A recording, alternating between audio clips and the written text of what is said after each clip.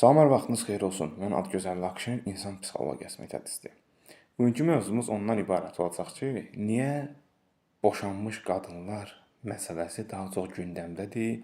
Bununla bağlı olaraq 1 deyil, 5 deyil, 10 saylı videolar çəkilir və xüsusən də çəkən gənc kadrlardır.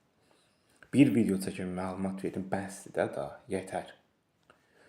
Deməli, bu məsələ nədir? Bəzi gədə-güdələr var, gəlin tutmaq minologiyası, düşüncə tərzi meydana gələr və bilmirlər ki, küs sənin başına.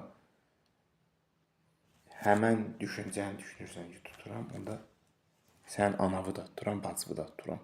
Gəlin olublar da onlar da. Belə, budur sənin alacağın cavab.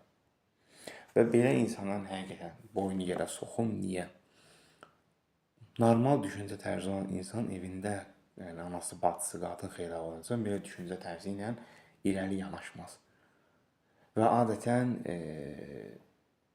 istəyir zarafat olsun, istəyir ciddi olsun, hər kəsin başına gələn bir pis iş təbii ki, bumerang həyat. Sən də başına gələ bilər.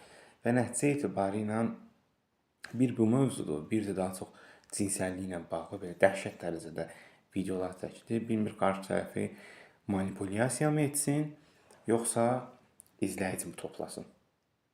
Bir mövzu ətrafında, əgər bu xəstəlik deyilsə, yaxud ciddi bir şey deyilsə, qarşı tərəf bunu ya kar deyil, lal deyil, kör deyil. En azından bir yerdə lal, kar, kör olsa 1 milyon dəfə çək.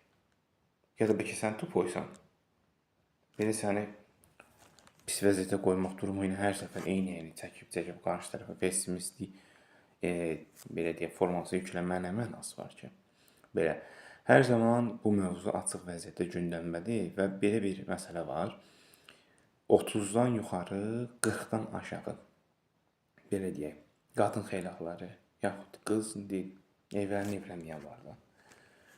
İş məsələsinə gələndə, çalışın şəxsi biznesinizi. Şəxsi biznes deyəndə adətən qadınlara hər zaman kulinariya mövzusundan video çəkilişlər, kişi xeylaqlarında 99% fitness sahəsindən olur. Yaxud hər hansı bir istəyir psixologiya olsun, istəyir hər hansı bir Azərbaycan da olsun, fənlərdən olsun, təhsil sahəsindən olsun. Yəni vloqlar çəkilə bilər. Müəyyən inkişaf daxilində bunu etmək lazımdır. Bacarmayacaqsınızsa inkişafdan məhrum olacaqsınız. Xırda inkişaf belə kiçik, böyük inkişafa doğru gerilən bir addımdır. Bu qədər. Seanslarımız əyani və olay şəkildə həyata keçirilir.